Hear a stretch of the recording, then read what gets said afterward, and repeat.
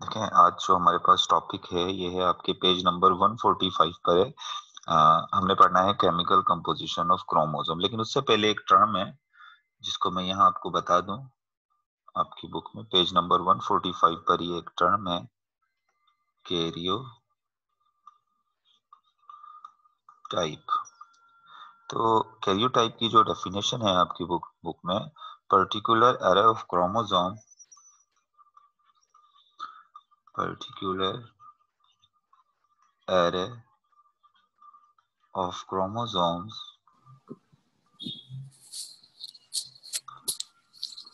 that an individual possess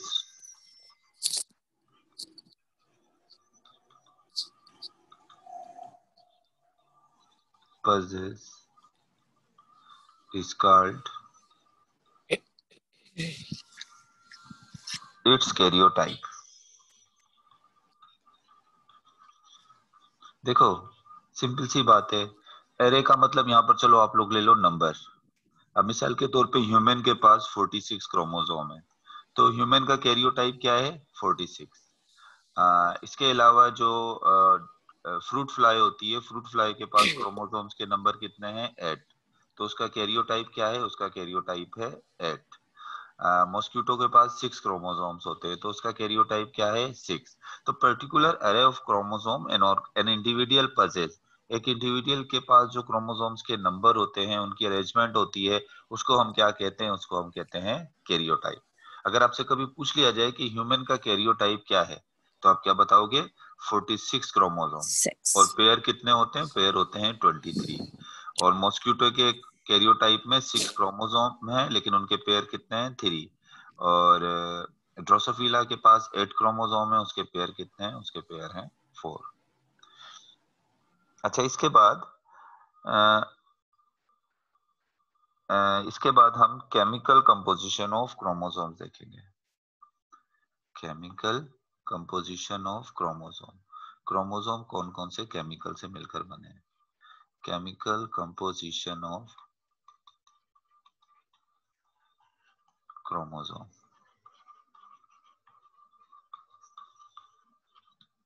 अब देखें, ये क्रोमोसोम है। अब इसकी स्ट्रक्चर की तो बात कर ली थी। अब अगर हम इसकी कंपोजिशन की बात करें कि ये कौन से केमिकल से मिलकर बनता है, हमें तो पता है ना, हर चीज केमिकल से ही मिलकर बनी हुई है। तो इसमें कौन से केमिकल लेते हैं? अगर मैं केमिकली क्रोमोसोम को कहूं तो मैं ऐसे भी कह सकता हूं कि chemically chromosomes are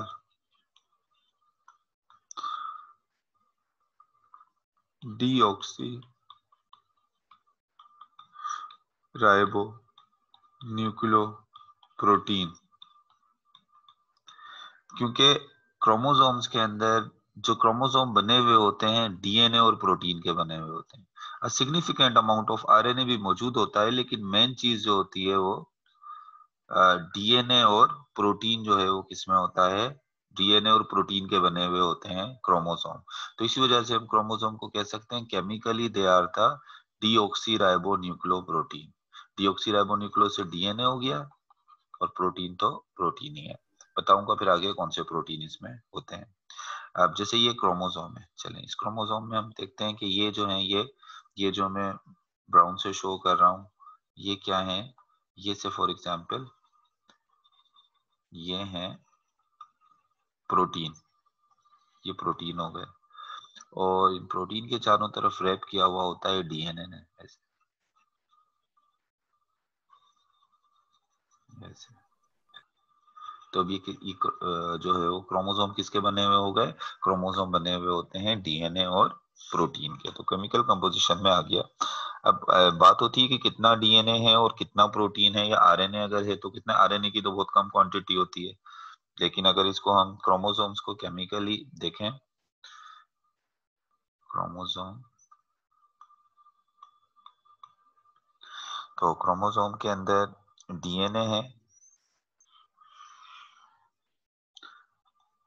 DNA chromosome में 30 to 40% जो है वो क्या है? डीएनए। नॉर्मली वैसे ज्यादातर 40% लिया जाता है। और अगर हम इसकी बात करें प्रोटीन की, कि प्रोटीन इसमें कितना होता है, प्रोटीन इसमें होता है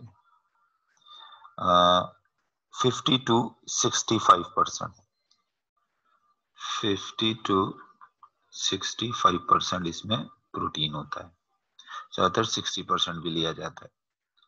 और आरएनए जो है वो बहुत माइन्यूट अमाउंट होता है, 1 से 10% तक इसमें क्या होता है, आरएनए मौजूद होता है, ज्यादातर 1% तक ले ले तो ये हो गया डीएनए, आर प्रोटीन और आरएनए जिससे मिलकर क्या बनता है, क्रोमोसोम। मेनली तो दो ही चीजें होती हैं, एक डीएनए और एक प्रोटीन। सर आरएनए कितना होता है? आरएनए 1 to 10%, लेकिन ज्यादातर इसको आप 1% भी ले सकते हो। आप कहोगे कि 40, 60 और 1% पूरा नहीं बन रहा, तो इसमें से थोड़ा सा इसको जो है 59 कर लोगे तो ये पूरा हो जाएगा, इसका रेशो 100% आ जाएगा। ऐसे ही कह रहे हो ना, पूरा रेशो क्या हो जाएगा, 100%। अबाउट होता है तकरीबन इस तरह का रेशो हम निकालते हैं। अच्छा, प्रोटीन तो किसका बना होता है, प्रोटीन किसके बने हुए होते हैं, फर्स्ट ईयर में पढ़ा था प्रोटीन किसके, प्रोटीन का बेसिक यूनिट क्या होता है, भूल जाते हो फर्स्ट ईयर में जो, अमाइनो एसिड। Amino acid. और डीएनए का क्या होता है, डीएनए न्यूक्लिक का एसिड। नहीं, डीएनए तो न्यूक्लिक, डीएनए तो खुद न्यूक्लिक एसिड है। दो तरह के न्यूक्लिक एसिड होते हैं, एक डीएनए और एक आरएनए। तो डीएनए और आरएनए बने हुए किसके होते हैं, इनका बिल्डिंग ब्लॉक क्या है, राइबोस शुगर, फॉस्फेट शुगर और न्यूक्लियोटाइड्स। न्यूक्लियोटाइड असल में होते हैं न्यूक्लियोटाइड, इनके बेसिक यूनिट क्या होते हैं, न्यूक्लियोटाइड। और न्यूक्लियोटाइड किसके बने हुए होते हैं, न्यूक्लियोटाइड बने हुए होते हैं, अगर डीएनए का न्यूक्लियोटाइड है तो डीएनए का न्यूक्लियोटाइड किस किस का बना हुआ होगा, एक तो डीऑक्सीराइबोस शुगर होगी उसके अंदर, एक फॉस्फेरिक एसिड होता है, और एक होती है उसमें नाइट्रोजनस बेस। इसको आगे पढ़ेंगे। फिर नाइट्रोजनस बेस भी जो है वो 3 तरह की होती हैं, adenine, guanine, adenine, cytosine guanine, और साइटोसिन, थायमिन। थायमिन। इस तरह से इसको तो हम आगे पढ़ेंगे सारा डीएनए का। अभी तो मकसद ये था कि आपको क्रोमोसोम की कंपोजिशन बतानी थी, किस किस चीज का बना हुआ होता है। तो ये तो हो गई केमिकल कंपोजिशन ऑफ क्रोमोसोम। अब थोड़ी सी देख लेते हैं, पेज नंबर 146 पर देख लेते हैं, ultra structure of chromosome. Ultra structure of chromosome. Ultra क्या होता है, देखो मिसाल के तौर पे ये तो ऊपर से आपने देख लिया, एडवांस थोड़ा होगा। अब देखो ये जैसे ना आपने ये क्रोमोसोम है, अब क्या करो, इसको खोलकर, इसको पूरा खोलकर इसके अंदर देखो, इसकी पावरफुल इसको, इसकी स्ट्रक्चर देखो कि इसकी स्ट्रक्चर क्या होती है, किस तरीके से ये कंपोज होता है। तो वो हमने यहाँ पर देखना है, अल्ट्रा स्ट्रक्चर ऑफ क्रोमोसोम। या देखा जाए तो हम इसको ये भी कह सकते हैं, पैकेजिंग ऑफ क्रोमोसोम। क्रोमोसोम की पैकिंग कैसे होती है, तो ये मतलब यहाँ पर मैं पैकिंग का लफ्ज पता है क्यों इस्तेमाल कर रहा हूँ, मैं इस वजह से इस्तेमाल कर रहा हूँ कि क्रोमोसोम जो मेनली बना हुआ होता है वो प्रोटीन और डीएनए का बना होता है। अब देखो ये पढ़े हुए प्रोटीन, मिसाल के तौर पे ये प्रोटीन है, मैं इनको कहता हूँ ये प्रोटीन है, ये प्रोटीन है,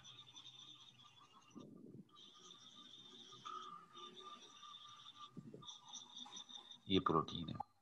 और ये पड़ा हुआ है क्या है, ये है डीएनए। आपका डीएनए डबल स्टैंडर्ड होता है ना, ऐसे ये डीएनए।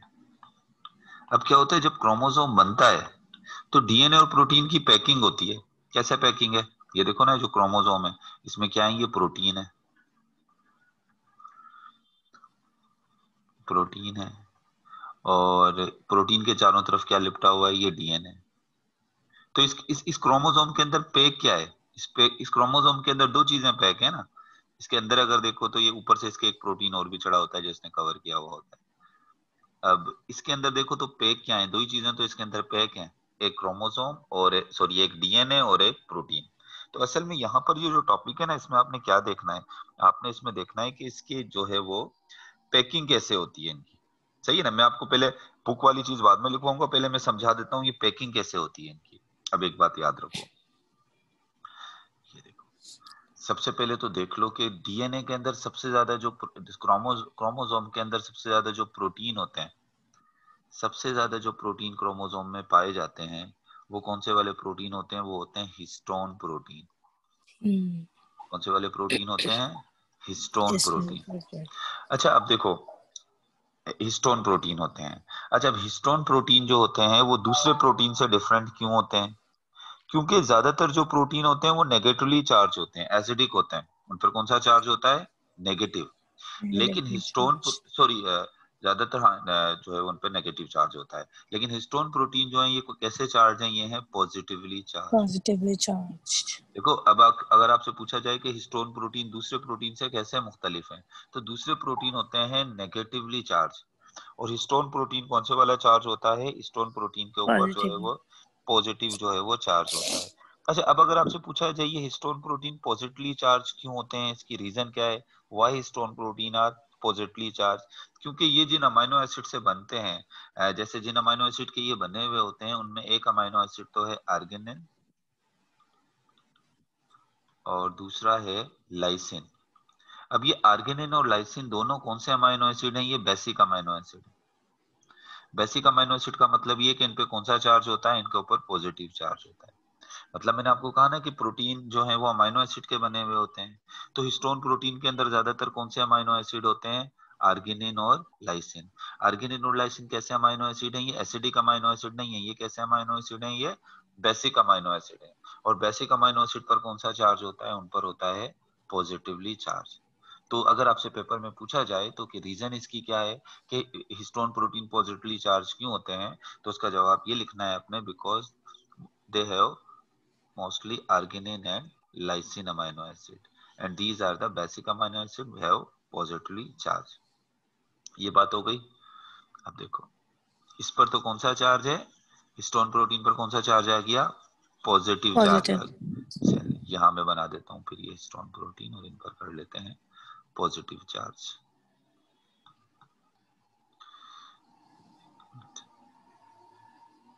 ये एक हिस्टोन प्रोटीन, ये दूसरा हिस्टोन प्रोटीन, ये तीसरा, ऐसे ही 4 हिस्टोन प्रोटीन और नीचे होंगे। हिस्टोन प्रोटीन ऐसे 8 का ग्रुप होता है पूरा। इसको हम ऑक्टेंट भी कह सकते हैं। कितने का ग्रुप है? 8 का ग्रुप। और ये कौन से Okay. प्रोटीन है? ऑक्टेंट कह सकते हैं इसको, और इसमें 8 का ग्रुप होता है। और इन सब पर कौन सा चार्ज है? ये सब जो चार्ज है Positive. इनका पॉजिटिव चार्ज इनके ऊपर मौजूद है। ये लगा देते हैं इस पर पॉजिटिव चार्ज। चलो और बना लेता हूँ हिस्टोन प्रोटीन, एक ऑक्टेंट और बना लेता हूँ यहाँ पर। 1 2 3 4, 4 इसके नीचे। यहाँ पर भी एक ऑक्टेंट बना लेते हैं, 4 इसके नीचे। ये तो हो गया पॉजिटिव चार्ज वाला प्रोटीन। यानी क्रोमोसोम बनाने के लिए जो चीजें चाहिए वो हम जमा कर रहे हैं। दो ही तो चीजें चाहिए अभी फिलहाल, तो जो है वो आपकी बुक में जैसे है, तो ये दो चीजें, एक तो प्रोटीन हो गया, ये सही है। अब प्रोटीन के बाद होता है ये डीएनए। ये है डीएनए, और डीएनए पर कौन सा चार्ज होता है? डीएनए पर होता है Negative. नेगेटिव चार्ज होता है डीएनए पर। ये डीएनए, डीएनए पर नेगेटिव चार्ज है। और डीएनए पर नेगेटिव चार्ज किसकी वजह से है? क्योंकि डीएनए बने हुए होते हैं किसके? न्यूक्लियोटाइड्स के। और Nucleotides के. न्यूक्लियोटाइड के ऊपर जो फॉस्फेरिक एसिड होता है, उस फॉस्फेरिक एसिड की वजह से इनके ऊपर कौन सा चार्ज आ जाता है? इनके ऊपर जो Negative. फॉस्फेट ग्रुप की वजह से इनके ऊपर कौन सा चार्ज आ जाता है? इनके ऊपर जो है वो नेगेटिव Negative. चार्ज आ जाता है। ये देखो। अच्छा, अब ये डीएनए, ये हो गया डीएनए। अब ये डीएनए जो है वो रैप करेगा किसके ऊपर? इन प्रोटीन के ऊपर, सही है। अब कैसे रैप करेगा ये डीएनए? देखो, अब मिसाल के तौर पे मैं इस डीएनए को रैप करवा देता हूँ। ये डीएनए आया, ये 2 दफा ऐसे रैप होगा इसके ऊपर, एक यूं फिर एक यूं। ये 2 टाइम रैप हो गया इसके ऊपर। ये मतलब 2 पलटे खाएगा इसके ऊपर, ऐसे 2 दफा, 2 दफा रैप होगा। फिर ये यहाँ गया, आगे जाएगा ना, आगे जाकर फिर इसके ऊपर 2 दफा रैप होगा। एक दफा ये हो गया, और ये दूसरी दफा रैप, 2 दफा अपने आप को रैप करेगा। और यहाँ पर भी ये एक दफा रैप हुआ, और फिर ये दूसरी दफा रैप हुआ। तो अब सबसे पहले तो क्या होता है? रैपिंग होती है किसकी? डीएनए की। किसके ऊपर होती है रैपिंग? इन ऑक्टेंट के ऊपर रैपिंग होती है। अच्छा, अब एक और बात याद रखो, ये कितने हिस्टोन प्रोटीन थे? ये 8 हिस्टोन प्रोटीन। कितने हिस्टोन प्रोटीन थे ये? 8. 8 हिस्टोन प्रोटीन थे। 8 हिस्टोन प्रोटीन।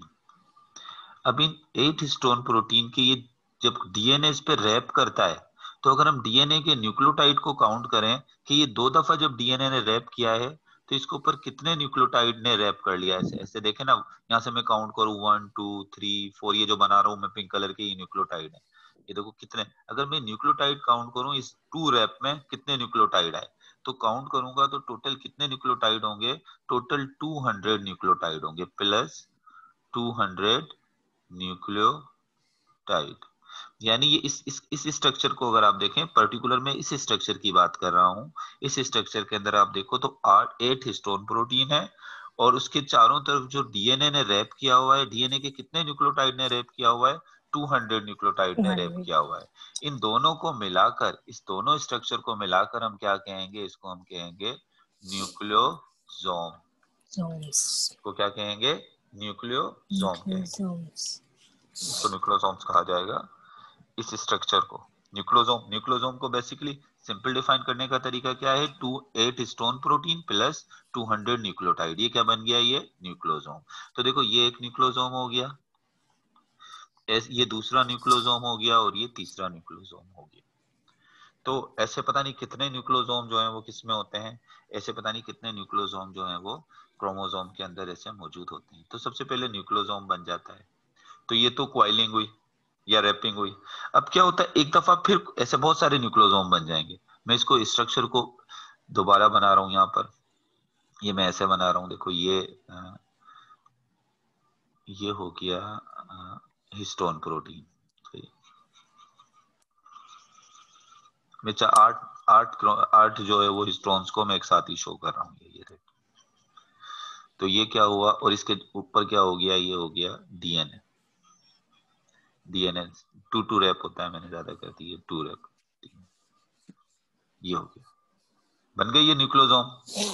ये तो ये जी. इसके ऊपर क्वाइलिंग हुई है। अब क्या होता है, ये एक दूसरे के ऊपर मजीद क्वाइल करते हैं, फिर थोड़े से क्वाइल जब और करते हैं ना एक दूसरे के ऊपर, तो एक दूसरे के ये करीब करीब ऐसे आ जाते हैं, मजीद एक क्वाइलिंग होती है, ऐसे, ऐसे मजीद क्वाइलिंग। एक क्वाइलिंग जब मजीद होती है तो उस क्वाइलिंग से ऐसी बीडीड स्ट्रक्चर बन जाती है थोड़े करीब करीब, और उस स्ट्रक्चर को हम कहते हैं क्रोमेटिन। उस स्ट्रक्चर को हम क्या कहते हैं, क्रोमेटिन। उस स्ट्रक्चर के लिए हम टर्म समझ हमदा. इस्तेमाल करते हैं, उसको हम क्या कहते हैं, उसको हम कहते हैं क्रोमेटिन। समझ आ रहा है इसको, इनके मिलने से क्या बन गया, इनके मिलने से बन गया ये, जब और ज्यादा रैप हुआ Chromatin. तो उससे क्या बन गया, उससे जो है वो क्रोमेटिन फाइबर्स बन गए, ये क्या Chromatin. बन गए, ये क्रोमेटिन बन गए। और Chromatin. फिर सुपर क्वाइलिंग होती है, फिर इसके बाद क्या होती है, इसकी सुपर क्वाइलिंग होती है। ये तो क्वाइलिंग हो गई, जब सुपर क्वाइलिंग होती है तो ए और ये एक दूसरे को जब ऐसे क्वाइल करते हैं, ऐसे।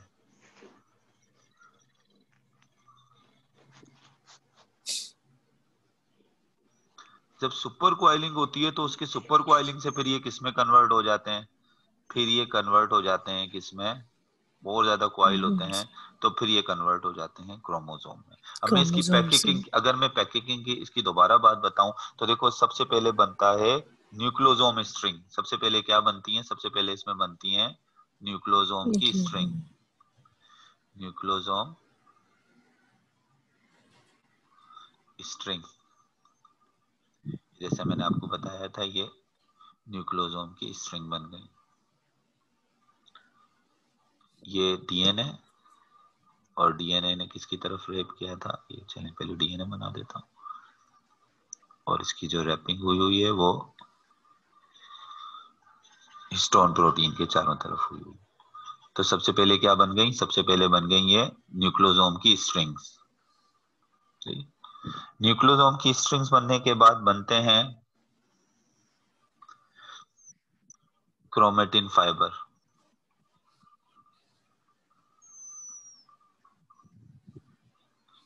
जब मजीद थोड़ी और एक दूसरे के ऊपर ये क्वाइल होते हैं, ऐसे थोड़े और करीब करीब आ जाते हैं,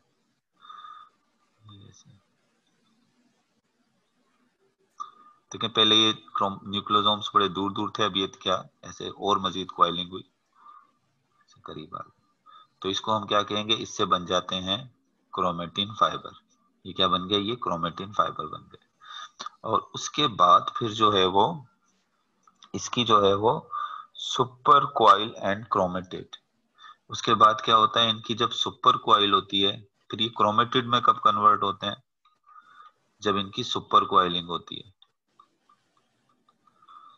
जब सुपर क्वाइलिंग होती है ऐसे, वो ज्यादा क्वाइलिंग हो गई ऐसे,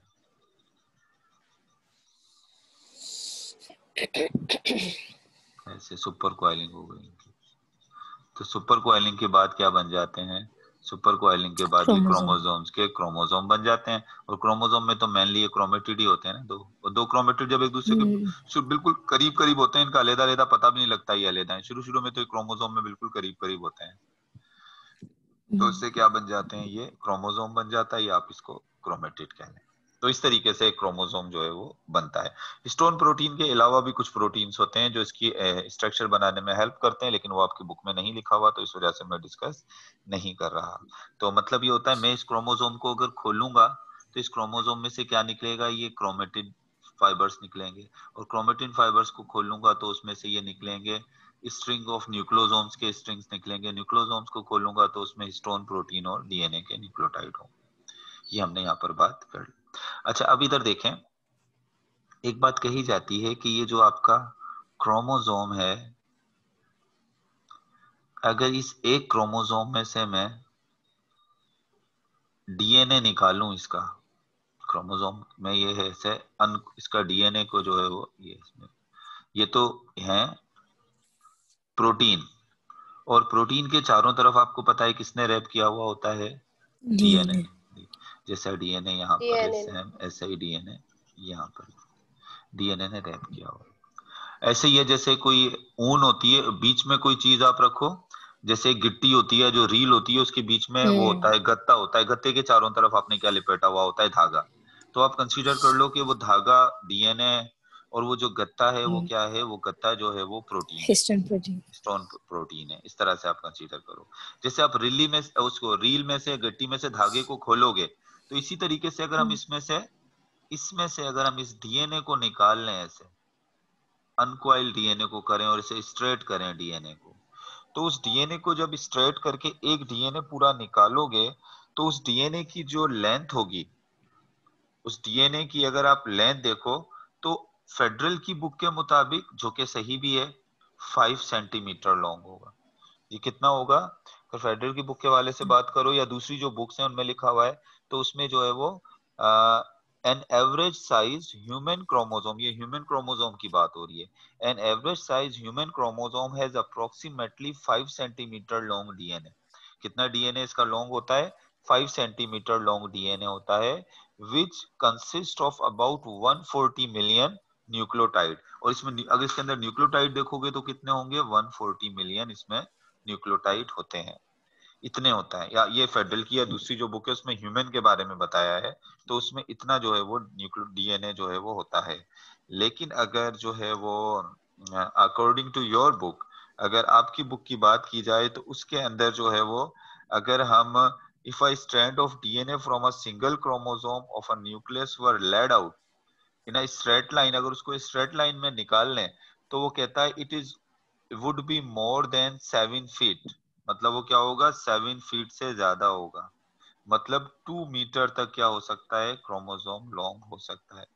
this is much long to fit into a cell. अब बताओ, अब सेल तो इतना छोटा सा होता है, तो उसने छोटे से सेल में ये 5 सेंटीमीटर और ये 7 फीट जो है वो डीएनए कैसे रैप हो जाता है, या उसके अंदर किस तरीके से आ जाता है। ये नेचर का एक मिरेकल है ना, इसमें किस तरीके से ये आ जाता है। हाउएवर द डीएनए कॉइल्ड, और ये लेकिन कैसे आ जाता है, इसके आने का जो तरीका है वो वो जो इसकी जो मेन चीज है, ये इसकी कॉइलिंग के अंदर है। वो कॉइल हो जाता है ना, जैसे आप धागा देखो कितना बड़ा होता है, आप उसे खोल लेते हो, धागे को खोलते हो तो खोलते जाओगे कितना बड़ा हो जाएगा, लेकिन जब आप उसको रेप करते हो यस तो सर। उसकी स्ट्रक्चर कम हो जाती है ना। तो इतना बड़ा डीएनए जो है वो इतने छोटे से सेल में क्यों आता है, उसकी वजह उसकी ये रैपिंग है। वो जब रैप हो जाता है तो वैसे ही इतना कम हो जाता है, उसका एरिया जो है वो क्या हो जाता है, कम हो जाता है। सही है ना, ये बात मैंने आपको यहाँ तक बताई। अच्छा, अब एक और चीज देख लो। जब, सर जी, सर पेपर में हम 5 सेंटीमीटर लिखेंगे या 7 फीट? 7 फीट लिखोगे, क्योंकि आपकी बुक में 7 फीट है। और 5 सेंटीमीटर तो ह्यूमन की बात हो रही है ना, हो सकता है ये किसी और डीएनए की बात कर रहा हो आपकी बुक जो है वो। अच्छा, इसके बाद देखें, एक चीज और यहाँ पर पहले आपकी बुक के पॉइंट्स बताऊंगा, लेकिन उससे पहले एक बात और बता दूं कि एक हेट्रोक्रोमेटिन और यूक्रोमेटिन में भी मैं आपको यहाँ पर फर्क साथ साथ नहीं बता दूं। एक चीज होती है हेटेरोक्रोमेटिन और एक होता है यूक्रोमेटिन। दो पोर्शन होते हैं, एक होता है हेट्रोक्रोमेटिन, एक टर्म यूज होती है, और एक होती है यूक्रोमेटिन। हेट्रोक्रोमेटिन कहते हैं highly condensed portion of chromatin gene not expressed। दो तो मैं डिफरेंस इनमें आपको भी यहीं लिखवा रहा हूं, इन दोनों और जीन नॉट एक्सप्रेस। और दूसरे नंबर पर जो है वो एक होता है euchromatin is not condense except during cell division में तो हो जाता है, और इसके जीन अपने आप को एक्सप्रेस करते हैं। देखो मैंने आपको पहली बात क्या बताई थी, जब सबसे पहले न्यूक्लियोसोम के स्ट्रिंग बनते हैं, फिर वो जब एक दूसरे के ऊपर रैप करते हैं तो उससे क्या बनता है, क्रोमेटिन बनता है ना। पहले क्रोमोसोम तो नहीं होता, पहले क्या होता है, क्रोमेटिन बनता है। इसे पहले क्या बनता है, पहले बनता है ये क्रोमेटिन।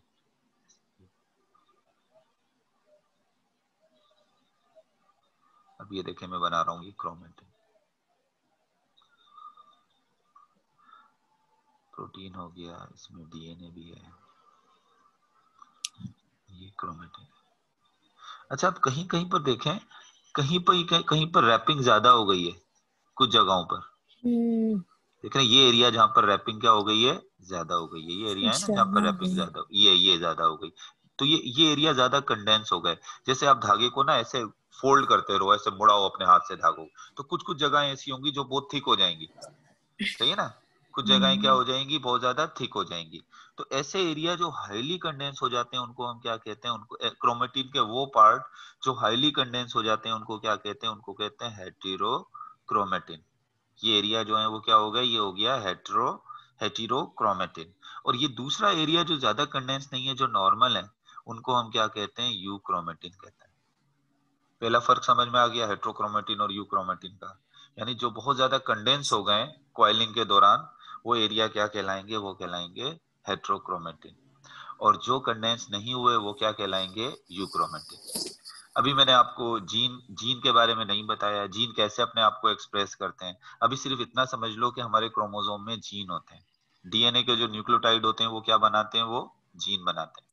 जीन बनाते हैं ना वो। अभी फिलहाल ऐसा समझ लो कि ये जो हेट्रोक्रोमेटिन वाला जो एरिया, इनके जीन अंदर कहीं दबे हुए हैं। कहाँ है, अंदर कहीं दबे हुए हैं। तो ये अपने आप को एक्सप्रेस नहीं कर पाते। ये अपने आप को क्या नहीं कर पाते, एक्सप्रेस नहीं कर पाते। जीन कैसे एक्सप्रेस करता है उसको आगे बताऊंगा। लेकिन ये वाला जो एरिया है जो खुला हुआ है, तो खुला जो हुआ है ये एरिया, इसके जीन तो ओपन है ना, तो ये जीन अपने आप को क्या करेंगे, एक्सप्रेस करेंगे। सही है ना। जो हेट्रोक्रोमेटिन का जीन है बस ये समझ लो अंदर दब गया है, तो वो अपने आप को एक्सप्रेस नहीं कर पा रहा। लेकिन इसका जीन तो खुला हुआ है ना, तो ये जीन अपने आप को क्या करेगा, एक्सप्रेस करेगा। अब मिसाल के तौर पे हम कहते हैं कि जैसे हमारी बॉडी, कोई कैरेक्टर हमारे पास है, हमारे अंदर वो जीन है, मगर वो हमारे जीन अपने आप को एक्सप्रेस नहीं कर पा रहे। वो क्यों एक्सप्रेस नहीं कर पा रहे, वो क्योंकि कहां पर है, वो हेट्रोक्रोमेटिन एरिया के अंदर मौजूद है। और जो एक्सप्रेस कर रहे हैं वो किस एरिया के अंदर है, वो है यूक्रोमेटिन एरिया के अंदर। हो सकता है आगे वाली जनरेशन में वो अपने आप को एक्सप्रेस कर दें, क्योंकि वो यूक्रोमेटिन वाले एरिया में आ जाए। समझ आ रही है मेरी बात, सही है। जैसे कोई बच्चा कहे कि मैं इंटेलिजेंट तो हूं मेरे, लेकिन आईक्यू का जीन मेरा हेट्रोक्रोमेटिन एरिया में पड़ा हुआ है, एक्सप्रेस ही नहीं कर रहा अपने आप। ये भी तो हो सकता है ना, कि हूं तो बहुत इंटेलिजेंट लेकिन क्या करूं, वो हेट्रोक्रोमेटिन वाले एरिया में पड़ा हुआ है। ये बात है कि तो ये इस तरह से जो है वो इसमें हेट्रोक्रोमेटिन और यूक्रोमेटिन का जो है मैंने आपको यहाँ पर फर्क बता दिया। अगर पेपर में पूछ लिया जाए तो दो डिफरेंस तो मैंने आपको यहाँ पर लिखवा दिए हैं। अच्छा देखो, ये तो मैंने बात कर ली सारी, जो आपको समझा दिया। अब आपकी बुक क्या कह रही है, जरा जल्दी जल्दी से आपकी बुक को देख लेते हैं। Ultra structure of chromosome. In the centuries since their discovery, we have learned that a great deal about the structure and function of chromosome. यानी ये जो सेंचुरी है हमारी, इसमें हमने बहुत कुछ, साइंटिस्ट ने बहुत काम किया है स्ट्रक्चर और जो है वो क्रोमोसोम्स के स्ट्रक्चर पर, उसकी केमिकल कंपोजिशन पर।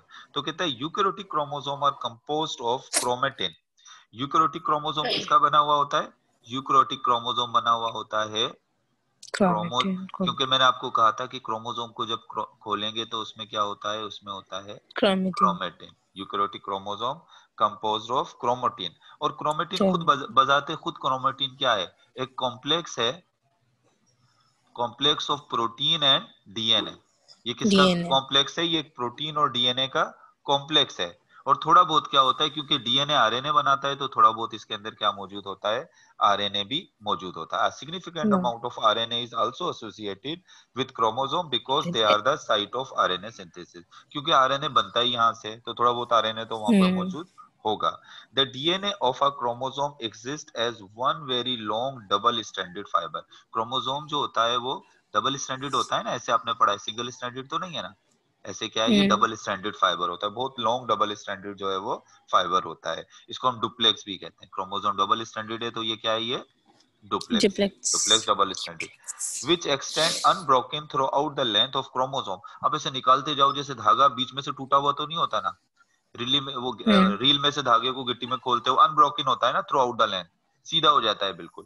तो ये क्रोमोसोम भी अनब्रोकन होता है थ्रू आउट द लेंथ। आप निकालते जाओगे ऐसे सीधा सीधा निकलता जाएगा, कहीं से बीच में से टूटा हुआ नहीं होगा।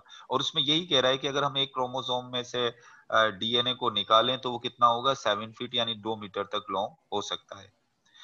This is much too long to fit into a cell. ये बहुत लॉन्ग है एक सेल में फिट होने के लिए। In the however the DNA is coiled, thus fitting into this much smaller space। वो कॉइल होके फिट होता है, ऐसे नहीं होता। जब उसकी कॉइलिंग होती है तो वो फिट हो जाता है। How how is the coiling is of the long fibre is achieved. कैसे वो कॉइलिंग होती है?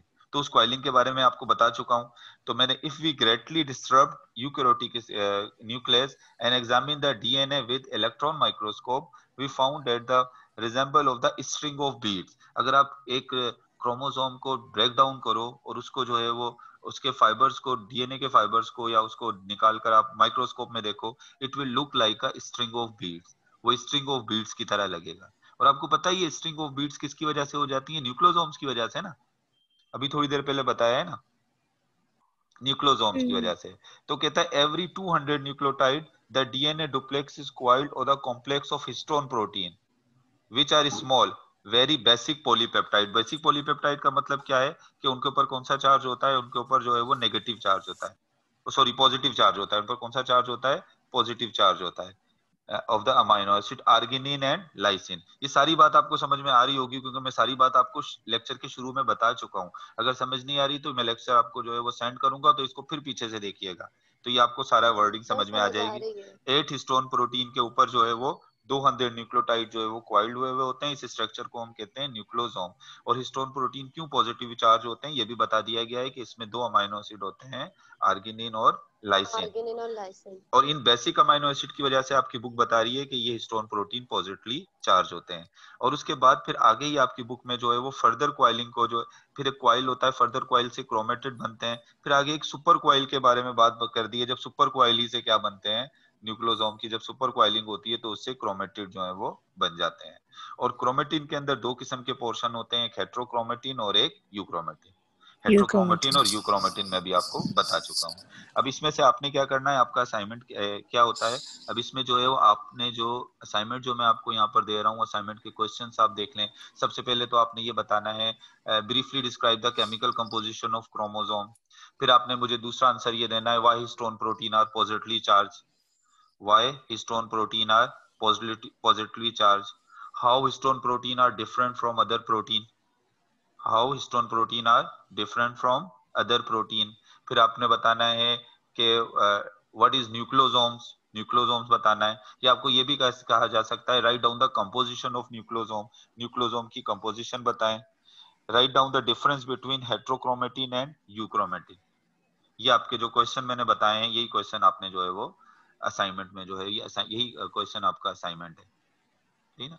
और आपने एक स्ट्रक्चर भी ड्रा करनी है, ये पेज नंबर 6 फिगर नंबर 6.2 वाली स्ट्रक्चर को भी आपने ड्रा करना है। फिगर नंबर 6.2 वाली है स्ट्रक्चर।